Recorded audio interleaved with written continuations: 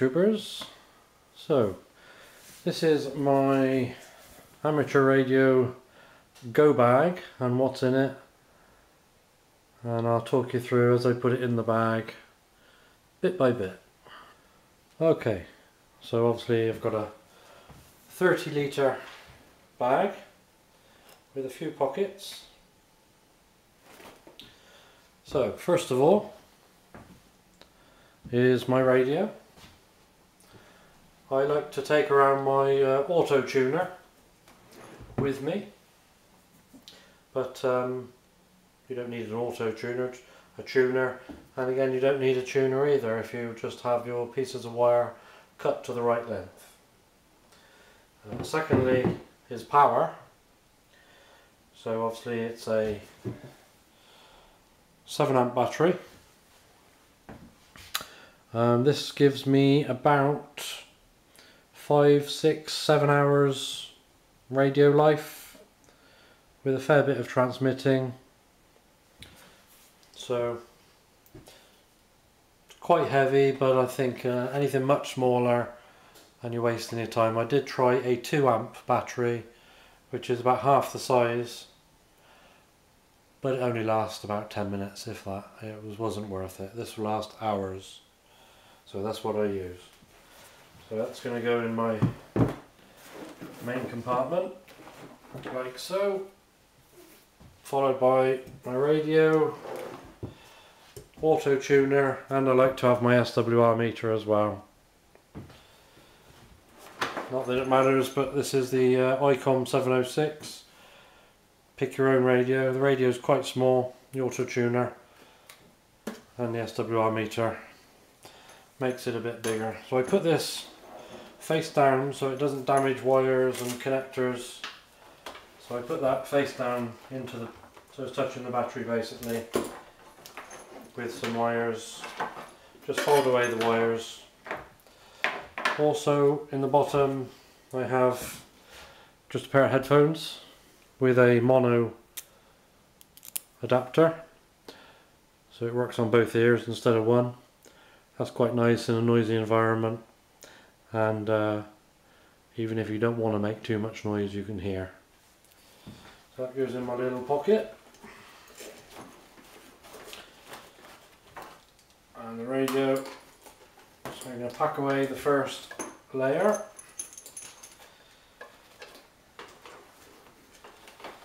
Sometimes a little bit awkward, but it will go like so.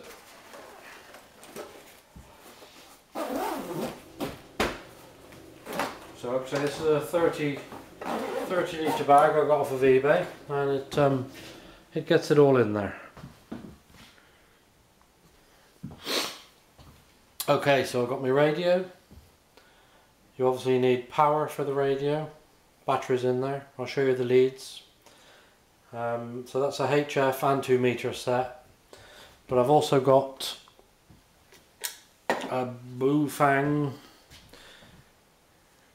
UV5R. Seems to be a good little radio. Does amateur radio, 2 meters, 70 centimeters. It does marine band.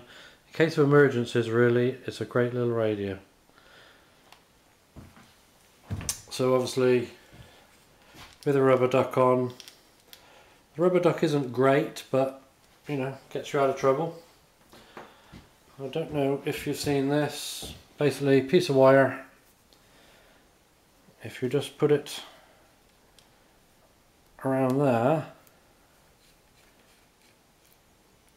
it basically doubles your signal strength.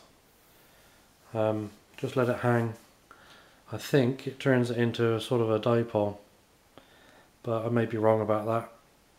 But I do know, you know, I've done a test and I've been hitting a signal of about 5 with the rubber duck, and it's gone up to 9 with just that piece of wire added. So just a little note for some 2 meter signal strength, just a little piece of wire, quite handy. So 2 meter radio in the top, with a piece of wire.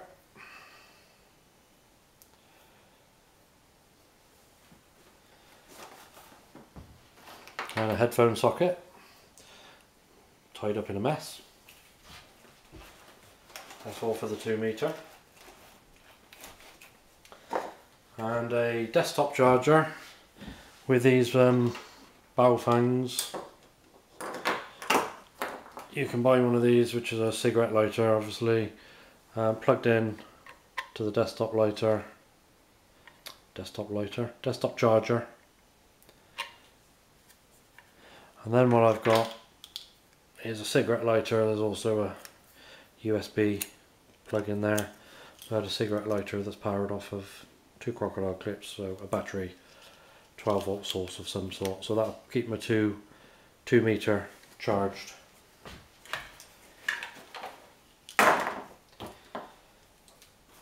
So all the 2 meter radio, and that goes in this tiny little pocket. Charger, 2 meter radio, little wire extra bit antenna.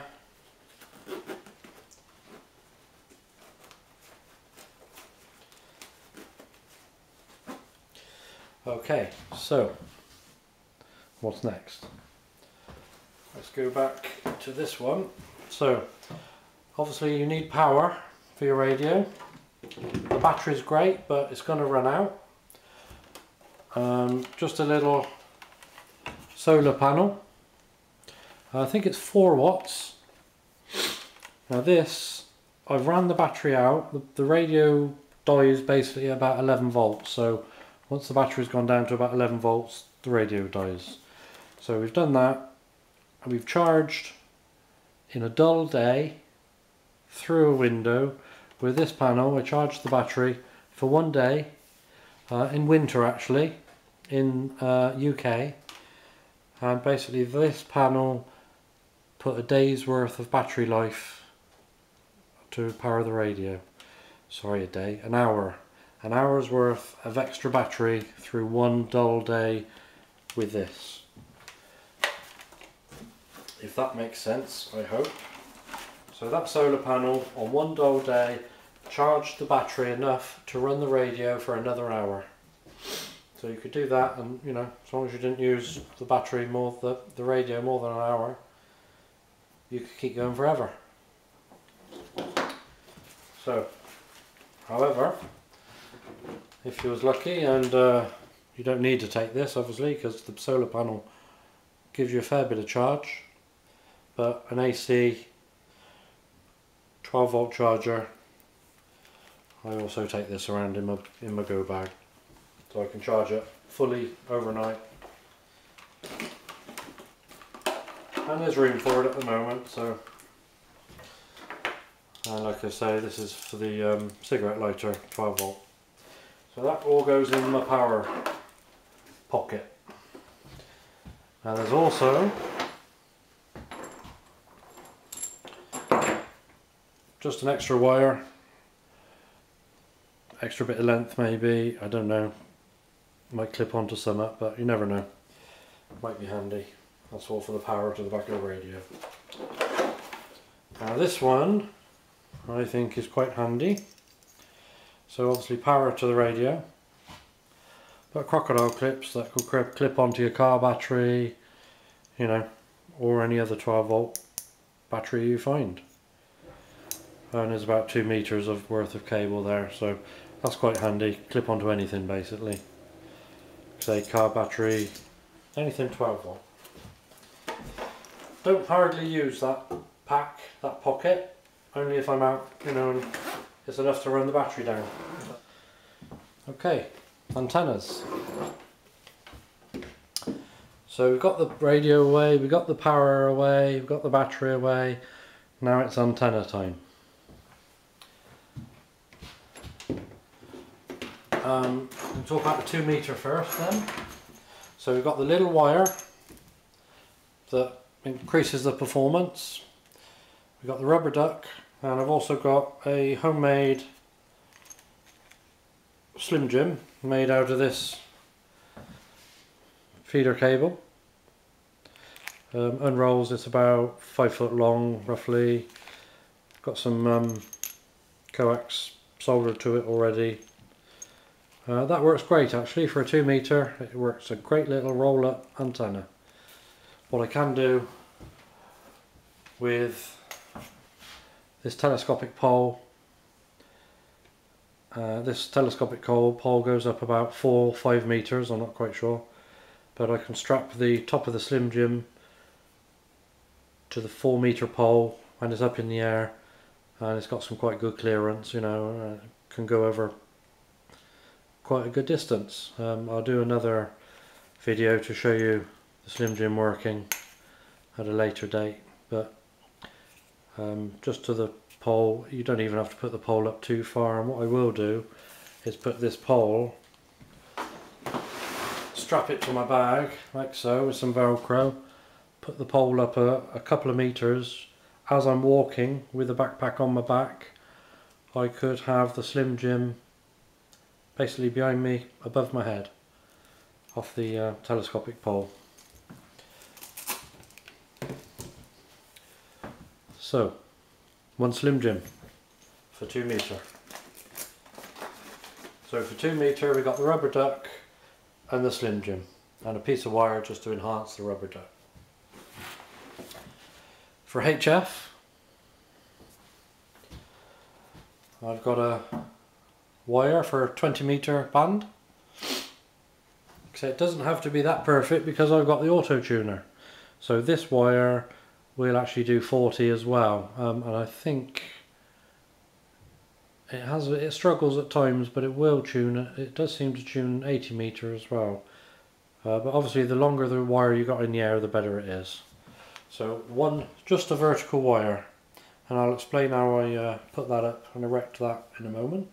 So about 16 foot of wire. That's just speaker wire. Very cheap. You know, I got 100 meters of speaker wire for about £8. Pulled it down one side, so it's just basically 200 meters of wire. And I made lots of aerials with that, lots of antennas. So 20 meter.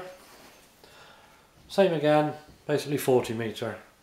So these antennas just on a banana plug, and they just push into the back of the socket on the radio. If you imagine that's the socket on the radio, they just push in, and that's that. Simple as that. Okay, and then for the braid, basically you use an earth, which I'll show you in a minute. So 40 meter wire.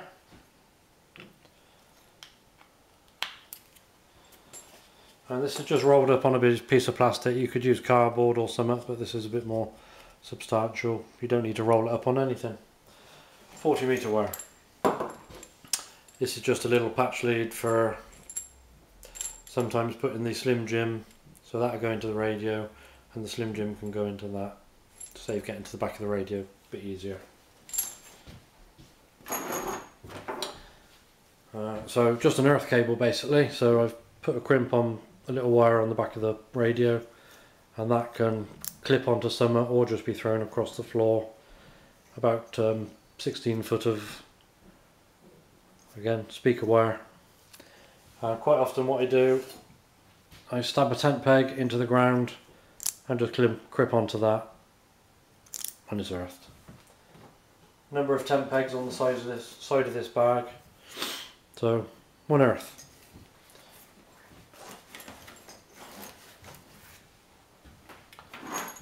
This one's quite interesting. So we got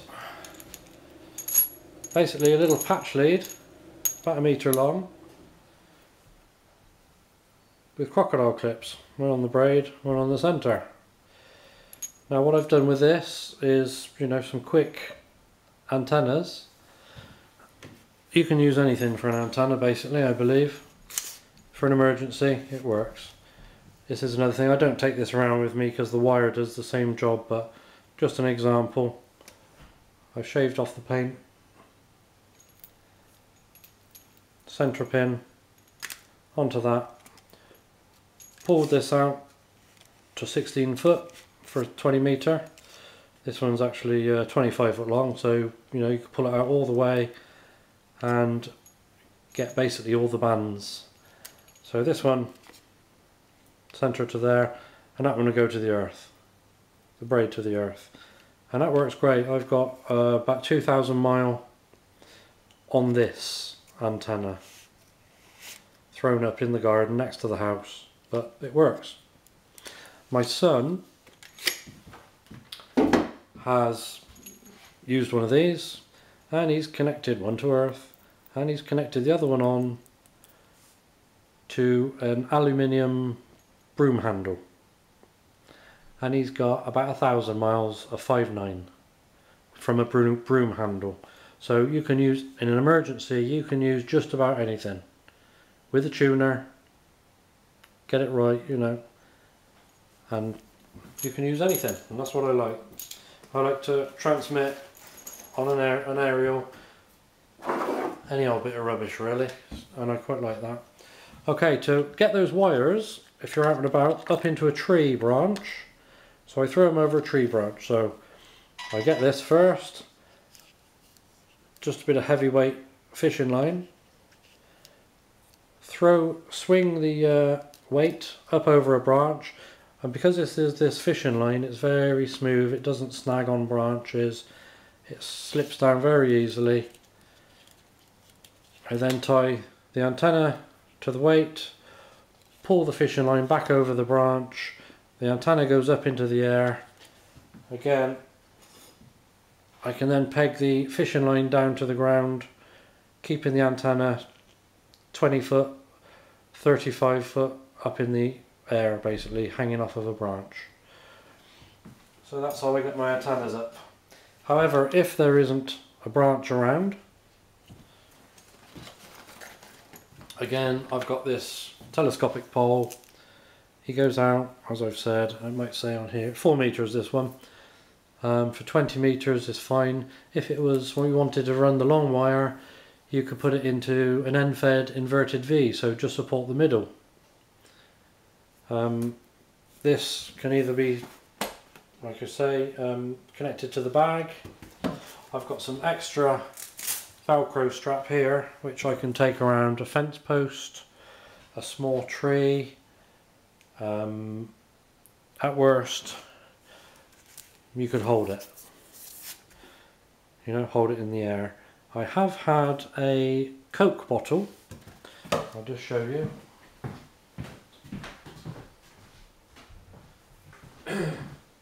If you wanted to take some extra guidelines around,